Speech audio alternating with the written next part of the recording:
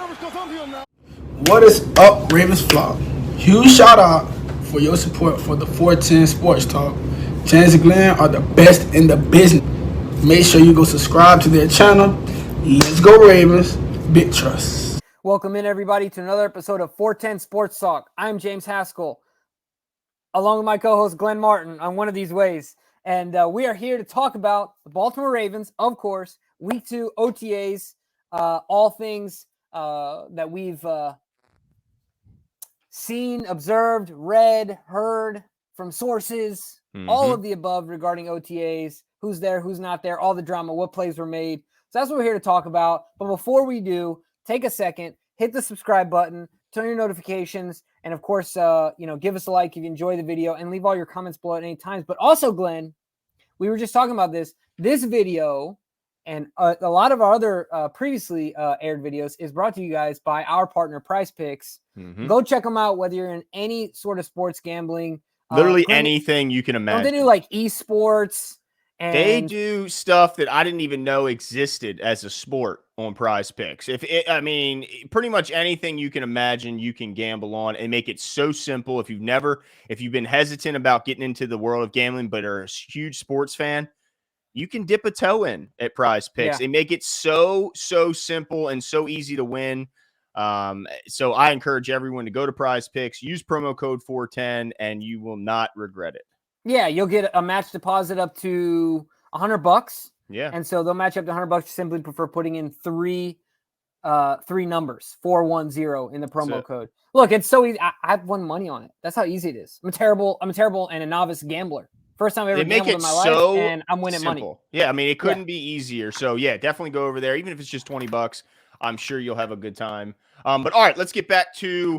First of all, we got to start with who was there, who wasn't, and the Ravens have got to be impressed and happy with their turnout. Apparently, the initial report was that 73 of the 90 players on the roster showed up. Of course, the list of those who did not show up is down to just 17. And let's talk about some guys who are there that weren't there last week. Marcus Williams. I was about to say, you better not start where I think you're going to start. No. We're going to talk about, but we will get to him.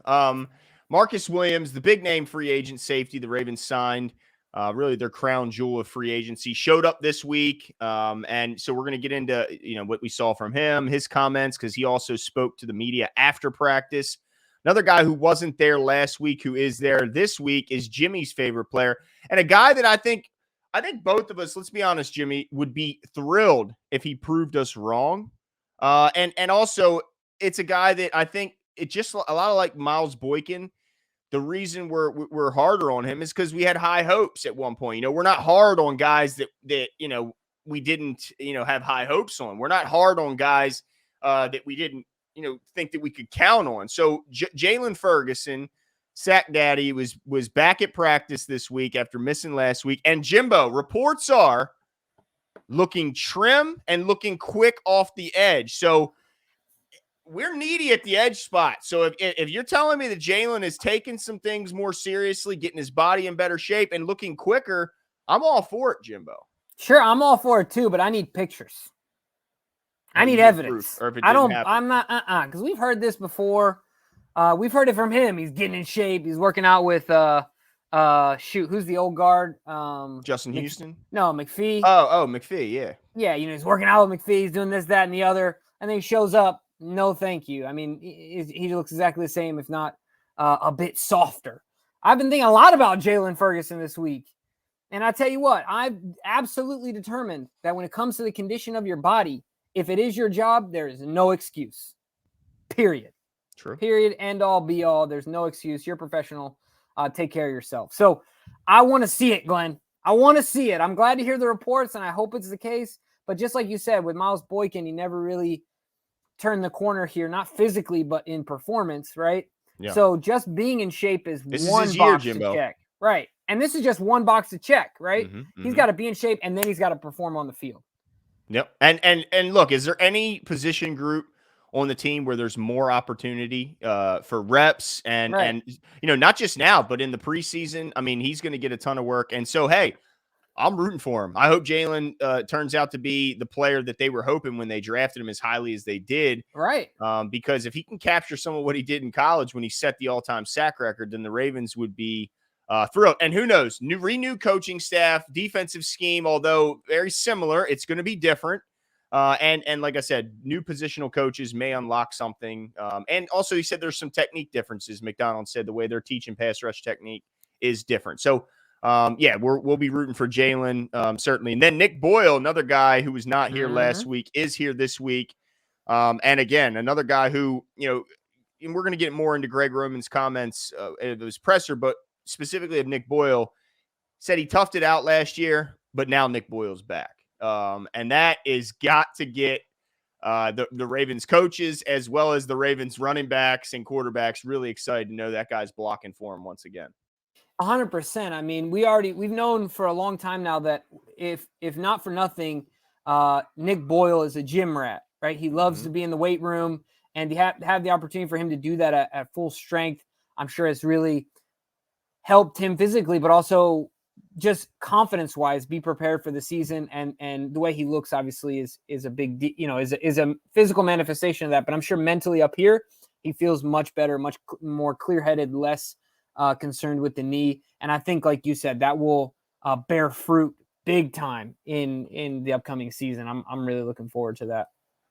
Got some confidence back, and that sometimes makes all the difference. Now, some of the guys not there includes, let's see, newly signed corner Fuller.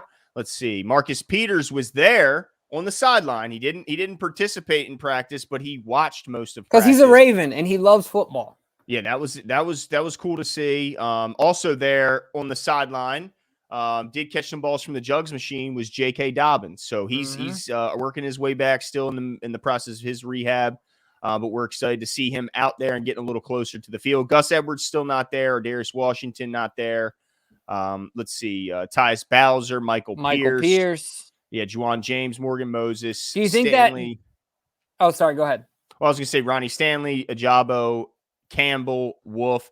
And the one that is Ben Cleveland nursing an injury, because most of these guys I'm naming are either injured or they're veterans and usually defensive veterans. What's the story on Ben Cleveland? Do you know? I don't. I mean, he was in the video where they ran down the Zoom guy, the green screen guy. Yeah. He looked pretty good. I don't know. Maybe he's got his own regimen. Maybe he's at Georgia, okay, in the weight room in Georgia. I'd like to see him here. I'd like to see him here. Yeah, me too. Yeah. There's 3 guys that aren't there that I would like to see there, and I know he's a vet, but Michael Pierce I'd like to see there so we can get him on scale. This is not a knock on Mike. It's just a history. Just a reality. Yeah. Right. It's not a knock. We just want you to be prepared. I'd love to see how Ben Cleveland is doing. And obviously he's still young. He hardly played last year. Get him another year in the system, get him, get his feet wet, and as much of a runway you can get for a guy that's going into his second year before the mandatory stuff starts, the better. I don't know what he would stand to lose from that. Right. And then, of course, I mean, obviously, I'd love to see Lamar Jackson there, but he's the one I'm least concerned about because of those guys, 100%. Yeah, of those 3, I'm the least concerned about Lamar Jackson showing up. But I'd still like to see him. Doesn't mean I wouldn't like to see him. Well, we'd like to see all the healthy guys participating, but nonetheless, good turnout from the guys, and got a lot of good reports, interesting reports coming out of it. So let's just start kind of going down the list here of what we've been hearing and what we've been seeing. One thing I want to start out, and I think it should make Ravens fans feel a little more at ease and get them a little excited, is Rashod Bateman, the number 1 receiver here in Baltimore, made up for a few of those drops that he had last week that had, I'd say, a very, very small number of Ravens fans concerned. The majority were like, no big deal. He certainly made up for it this week, had multiple acrobatic catches, including a diving reception for a touchdown. So looks like Batman is back on the norm and making catches and challenging those Raven corners. Yeah, somebody asked him who he was, and he said, vengeance. He came back with a vengeance and made up for the bad headlines. And it's nice to see him taking control. And look, this is the guy that we're hoping he becomes, right? We want to hear more and more of this. So certainly that's good news. Now, the one thing that I was kind of surprised about when I was reading through some of the reports was Josh Oliver. Mm-hmm. Josh Oliver had a bomb for I a forgot touchdown. he was here. Yeah. So is there any way? I mean, this guy, I don't think there's any way, right, that he finds his way on this team. Is it just a lost cause at this point? That's a I don't think there's any way to answer your question. I don't think there's any way. I mean, I guess there is a way, and that's a rash of injuries. But as long as the young guys and the two vets on the roster, if they stay healthy, I don't see how he makes the team. But what he could do, he could get himself a job elsewhere by playing well, because I think there's still going to be a ton of opportunity for him to get play in the preseason. And so he could either get run elsewhere, or he could be that special, extra guy on the roster, that fifth tight end who is, who was it? Tomlinson? Was it Tomlinson? Yeah. Who was that guy? Maybe he could be this year's Tomlinson. Right. But it really depends on what the need is there, because I think there's more of a need at backing up what Boyle does with a big blocker than it would be to keep a guy like Josh Oliver around when you look like, at least on the outside, you got three pretty good pass catchers in the group. Yeah, 100%. But I agree with you on all fronts. I don't know. I mean, his chances are slim. But he did have a nice play today. Got to give him credit. So hey, look, we want that stiff competition because we want the best guys out there, right? So if he's going to show out, we want him out there. I don't care what your draft status is, what your contract status is. If you're balling out, and you deserve an opportunity. But the other thing I'll mention is I want to get to the backs, Glenn, and some news we heard from the backs here, and another one that I want to talk about, the biggest back in the NFL. Patrick Ricard apparently made a one-handed grab with the big old bear claw. Mm-hmm. Made it look easy, according to Jonas Schaefer. Shout out to Jonas Schaefer, Baltimore Sun. That's right. What are you expecting from old Project Pat this year as far as the progression of his game? Well, first of all, he caught a deflected pass at the line of scrimmage. So hey, I don't even even more know. Impressive. But I'm not even sure if he was the target. That's my point. But that's what I'm saying. That means even more impressive. He wasn't even expecting the ball. But we can't read into any sort of roles being opened if he was just catching a deflection and not a ball, specifically aimed for him. But what I will say is that Greg Roman, when asked about the pass catching, and this kind of leads into another guy I want to talk about after Pat, is that they do want to get more involved with pass catching out of the backfield. And Pat Ricard, say what you want about his speed and all that, his quickness, if you get that guy the ball in the flat, there ain't a corner in this league that wants anything to do with Patrick Ricard. So I know that he's not the fastest. He's not the quickest. He don't have the best hands. But if you put it on him, he'll catch it, and then he'll put his head down and try and run through potential tacklers. So, I'm all for Project Pat getting the wide open catch. Now, I don't want him challenging anybody. That's for damn sure. And I really don't want him the ball handed to him, because we've seen him put the ball on the ground. That. Yeah, we don't want that. But I'm excited about another back who was involved heavily today, Jimbo. And I'm getting real excited about what he could do as far as kind of bolstering the room. Tyler Badie the Badie? Yep. Oh my goodness. If that's really, you know what? We're going to start that if that's not a thing already. He was heavily involved in the passing game. He caught everything, and he was looking good out of the backfield with a couple nice jump cuts, according to Greg Roman. I tell you what, I'm getting a little more excited about Tyler Badie, Jimbo. Absolutely. Look, we're just going to get a shirt that says, "He's a baddie." ... That's it. But I tell you what, look, we talked about this as soon as we drafted him, and I did not want to put this comparison on him, based on the name that I compared this move to. Just when it comes to that move that he has, that jump cut, that ability to plant and properly angle himself and change directions while keeping like almost maximum speed. Watching on tape, it really looks like Lamar Jackson. Like, we've seen what Lamar Jackson does in the open field. I'm just saying that specific move, right? Like, not saying he's Lamar Jackson open field or anything like that. But what I am saying is that the ability to do that is rare.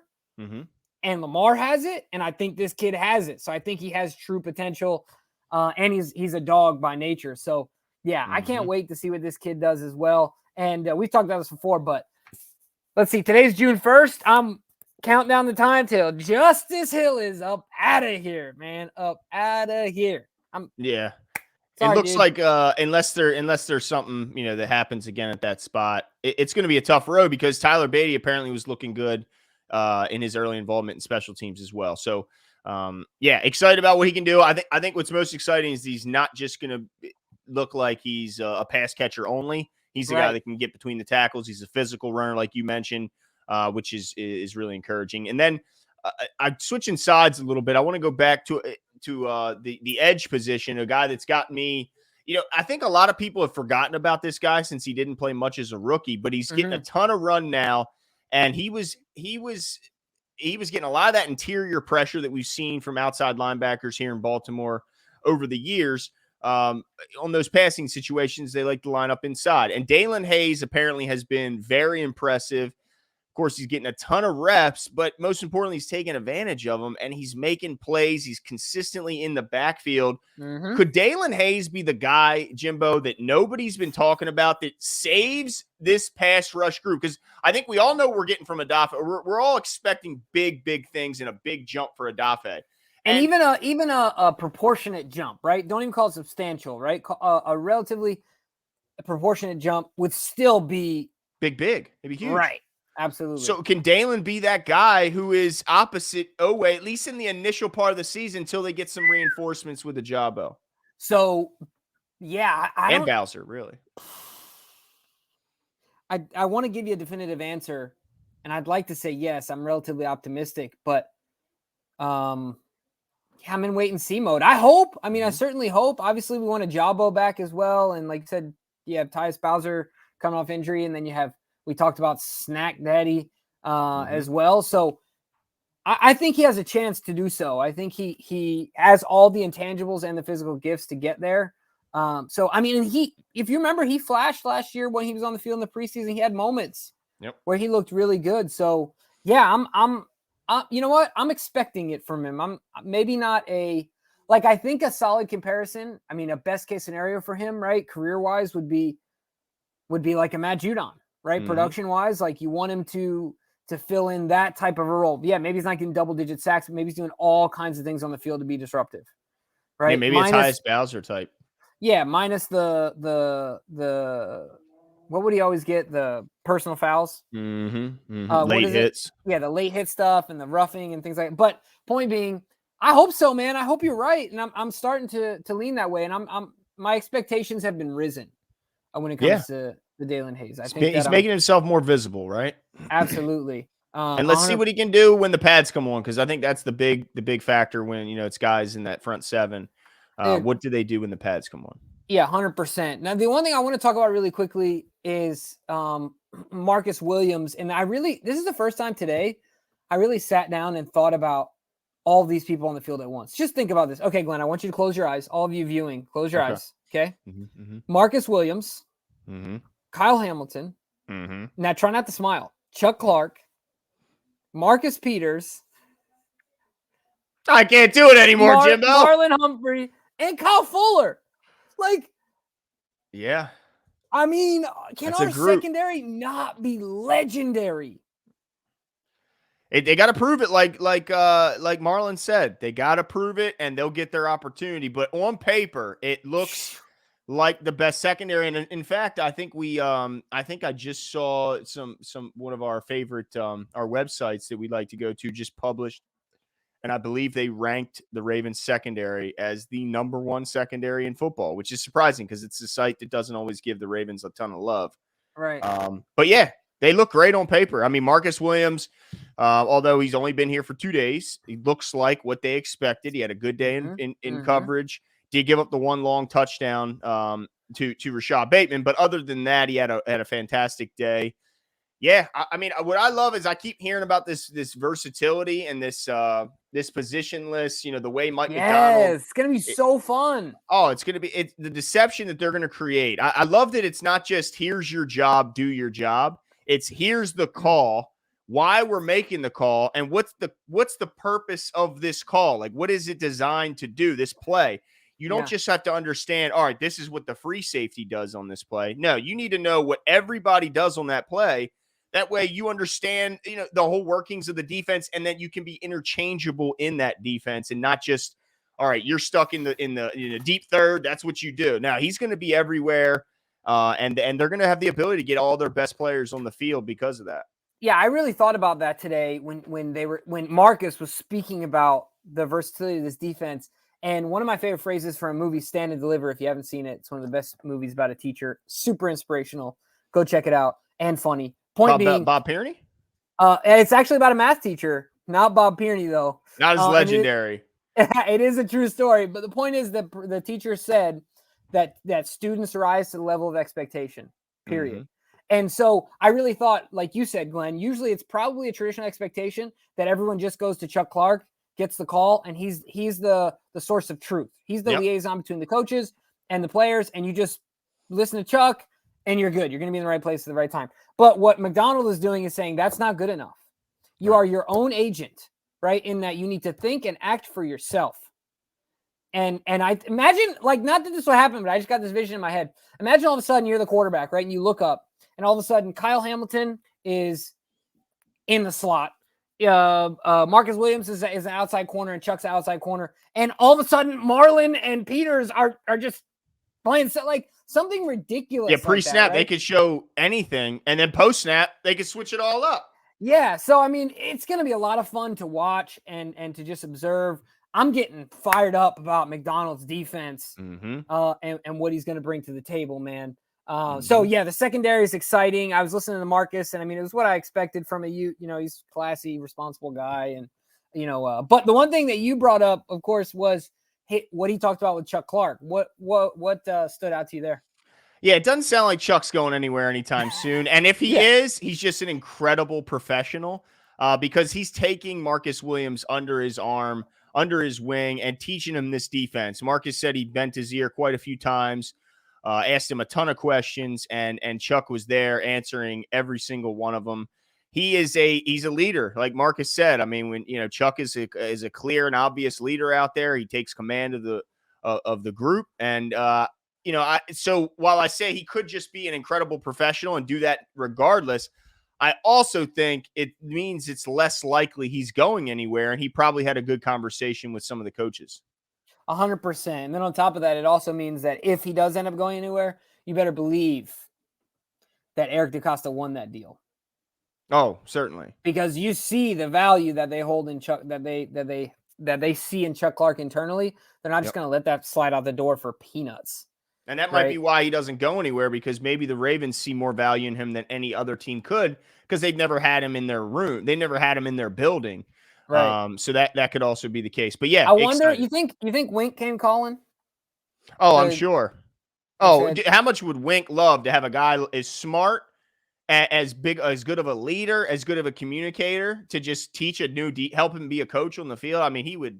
I mean, look, he signed multiple former secondary members here.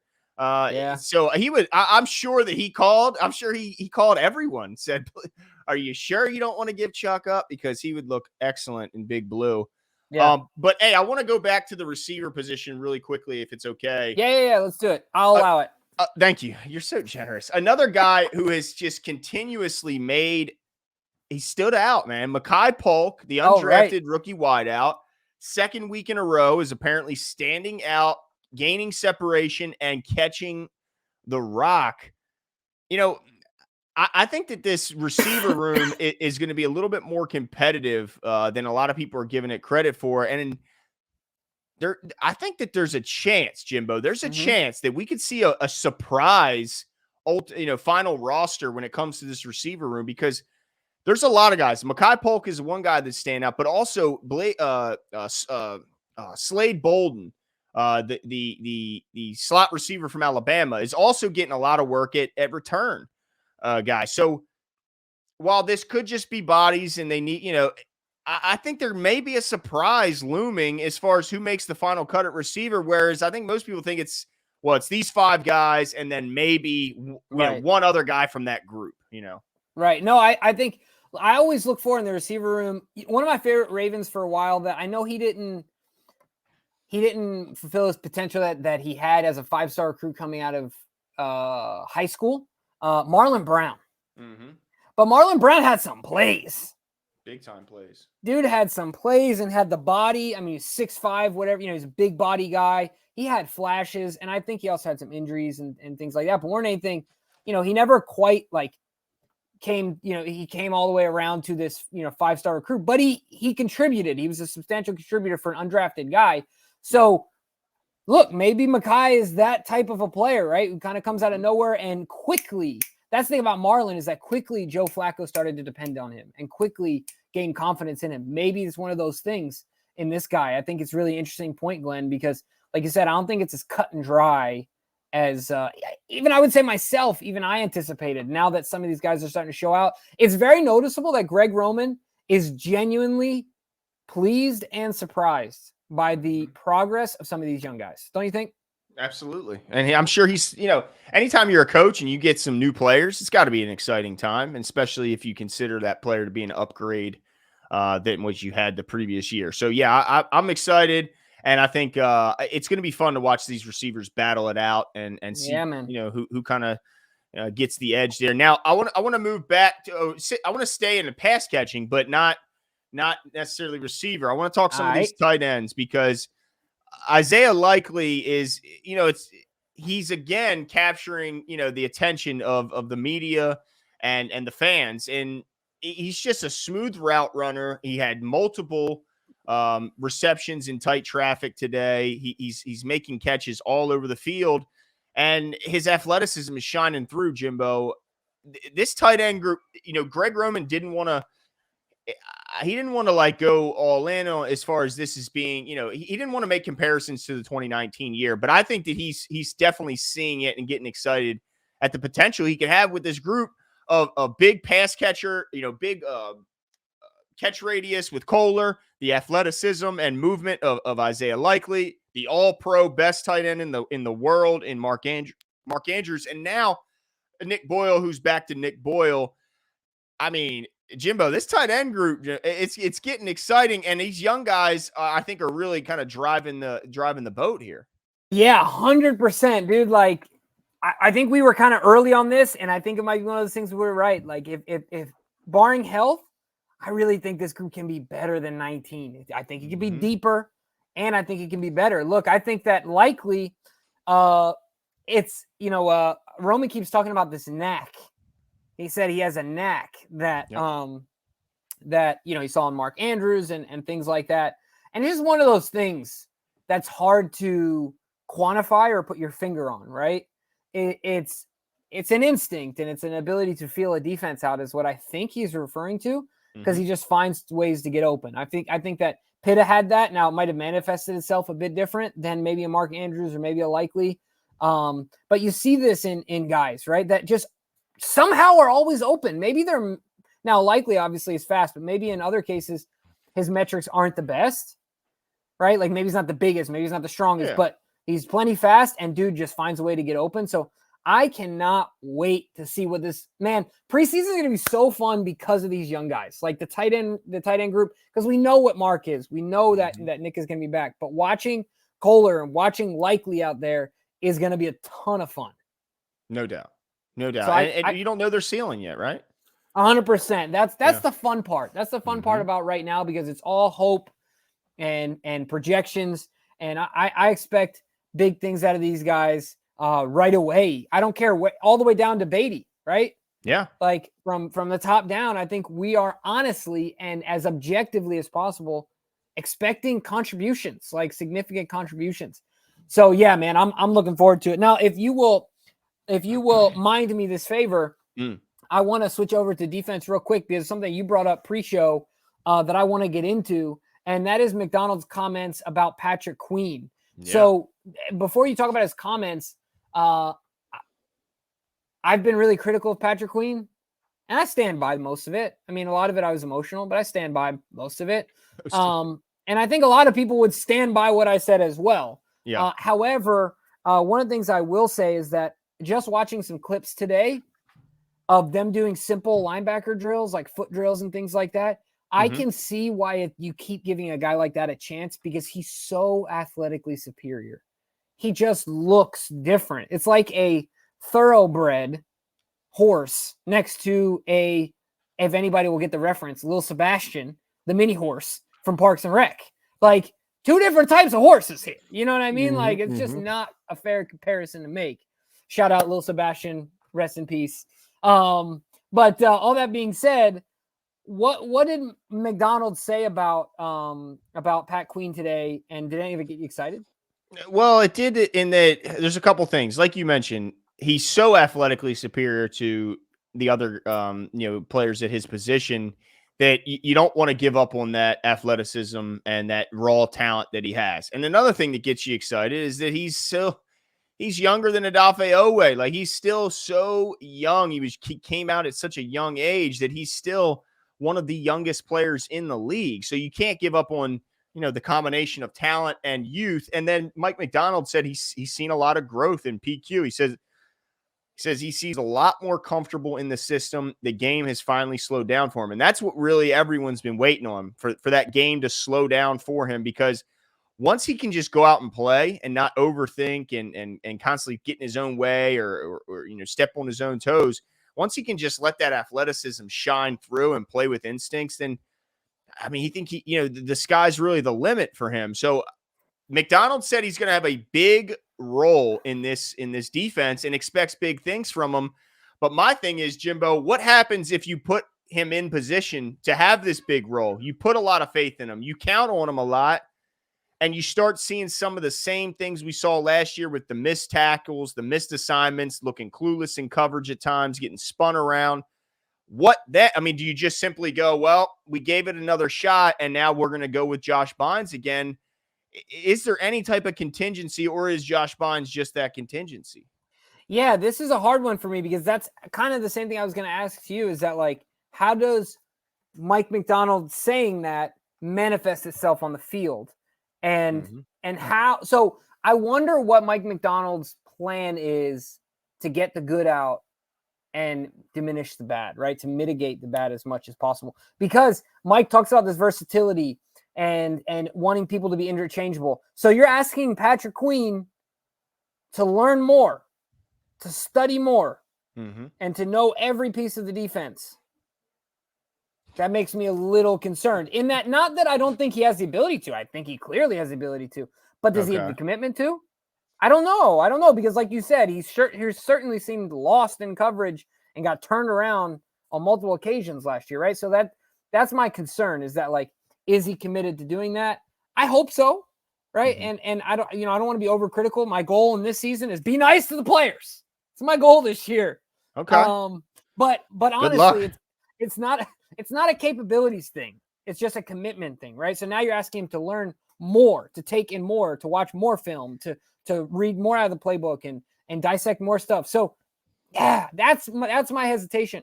But to answer your question, yeah, it would be really tough if it didn't work out, right? You put him in, you do everything you can, and you let him you sink or swim, right? That's all you can do. But it would be tough as fans to have to deal with that for an entire season. You know? You could take Kyle Hamilton, put 30 pounds of muscle on him, and maybe he'll throw be your Chuck down there, right? You better put some muscle on. You can be taking on them guards.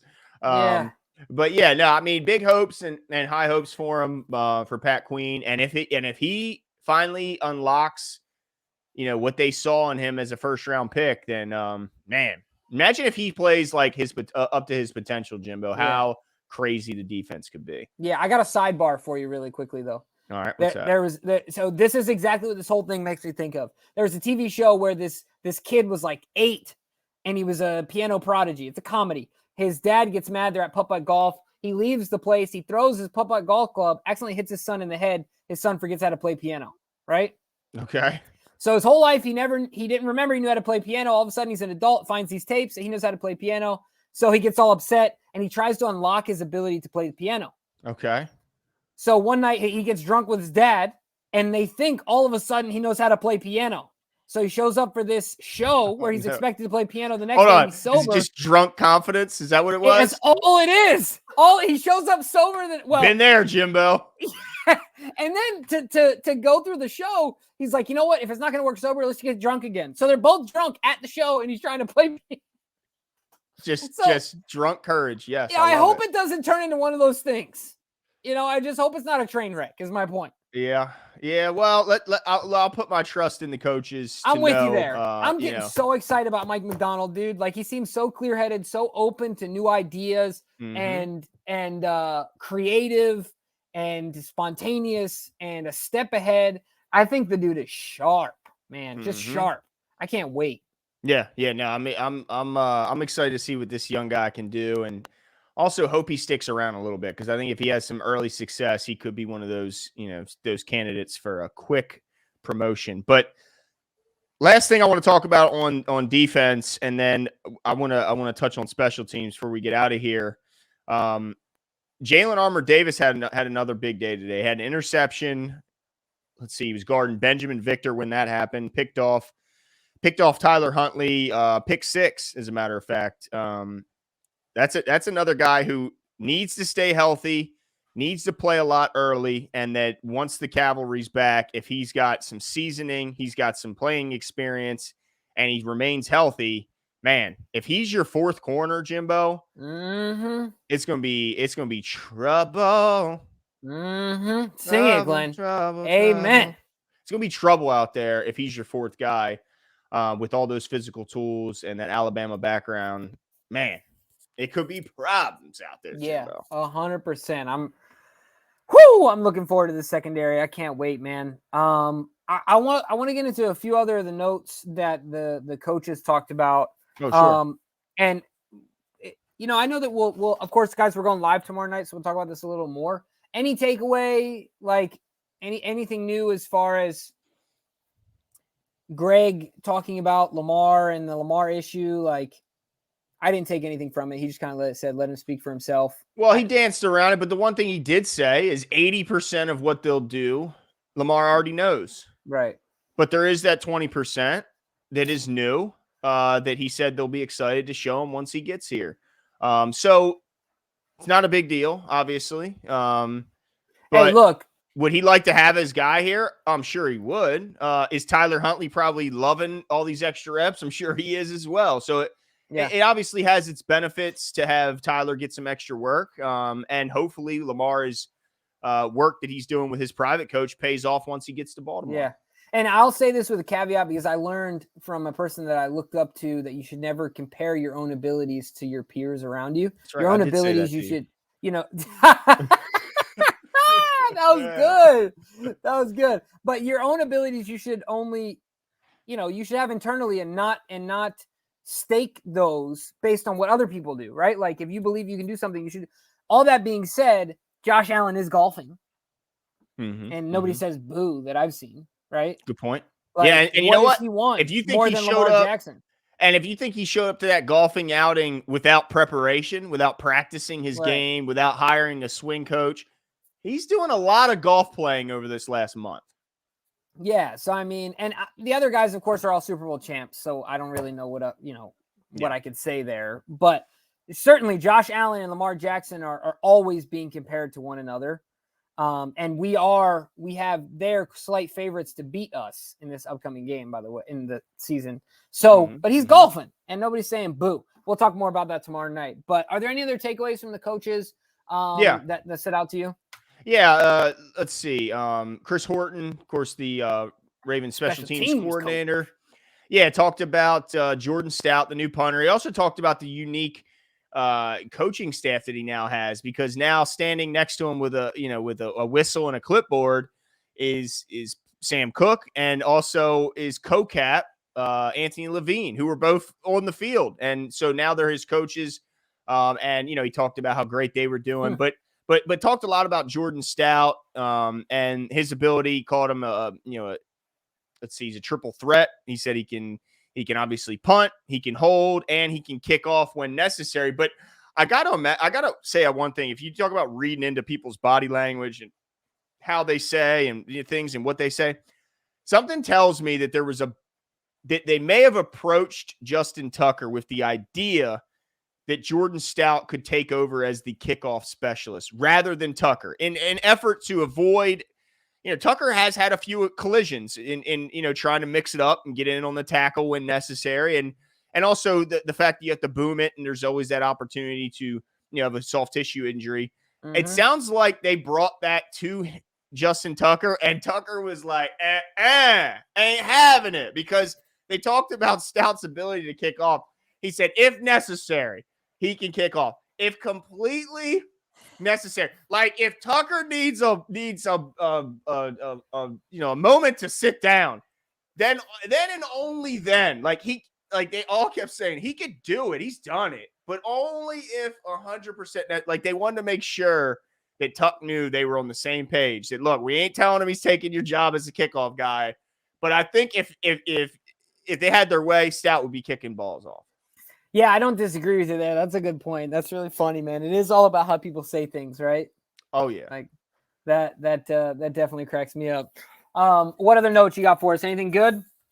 Nah, nothing really. After that, I mean, one thing I do want to say, and we'll definitely talk about this more in the live. Stephon Tuitt retired from the Steelers, and I ain't mad about it. Yeah, absolutely. Great career. He's a monster. You did well. I mean, it is what it is. Hopefully, you're able to mentally recover. We know that whole situation went down with his brother. Yeah. But, selfishly, as a Ravens fan, we're not upset that he's no longer on the field.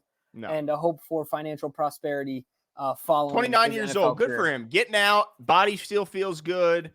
Millionaire college graduate. No doubt. Monster of a player. Glad the Ravens no longer have to play him. But I think that's it for us this week. Yep. There is another set of OTAs. Well, as far as the OTAs, videos, that's it for our OTA video this week. But next week, we'll have another one just like we did last week, and then the one before of the rookie camp. And then, of course, we do go live tomorrow, Thursday. What's that? The 2nd. We will be live from roughly 8 to 9:30. Yeah, somewhere in that range. So be sure to come out and join us in the live, get some questions in there, and we'll look forward to talking to you. See ya.